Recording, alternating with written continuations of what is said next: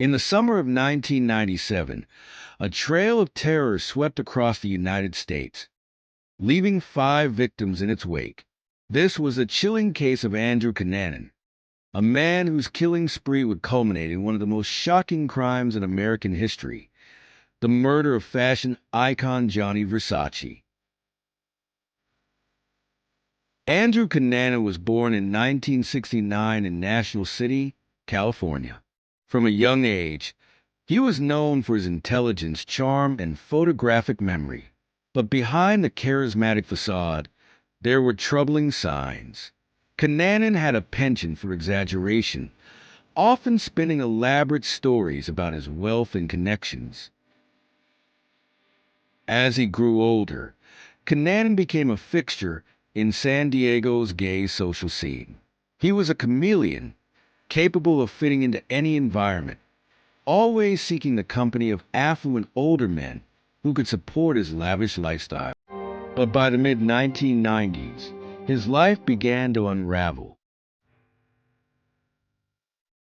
In April 1997, Andrew Cunanan embarked on a cross-country killing spree that began in Minneapolis, Minnesota. His first known victim was Jeffrey Trail, a former Navy officer and friend. Cunanan bludgeoned Trail to death with a hammer, leaving his body rolled up in a carpet in a mutual friend's apartment. Just days later, Cunanan's second victim was David Madsen, an architect and former lover. Madsen was found by a lake, shot in the head. The murder shocked their social circle and marked Cunanan as a wanted man. But he was far from finished. His third victim was Lee Miglin, a prominent real estate developer in Chicago. Miglin was bound, tortured, and brutally murdered in his own home. The motive for this killing remains unclear, but it was a significant escalation in Cunanan's spree, drawing national attention.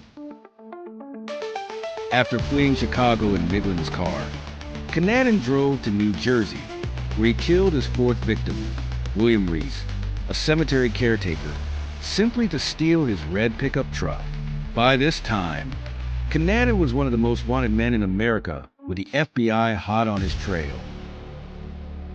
But it was in Miami Beach, Florida, that Cunanan's spree would reach its tragic and infamous conclusion. On July 15, 1997, Andrew Cunanan approached Gianni Versace outside his opulent mansion on Ocean Drive and shot him twice at point-blank range. The world was stunned. Why would Cunanan, a man with no apparent connection to Versace, target such a prominent figure? The answer remains a mystery to this day. After the murder of Versace, Cunanan went into hiding, evading law enforcement for 8 days. On July 23, 1997, he was found dead by his own hand in a houseboat just miles from Versace's home, ending one of the most notorious manhunts in history. Andrew Cunanan's motives have been the subject of much speculation, ranging from jealousy to revenge, to a desperate attempt to maintain the illusion of a life that was unraveling. But what is certain is that his actions left a trail of devastation, forever altering the lives of his victims' families and shocking the world.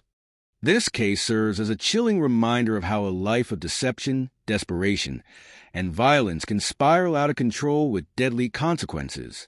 Andrew Cunanan may be gone, but the legacy of his crimes will never be forgotten. Like, subscribe, and comment your thoughts on this tragic case.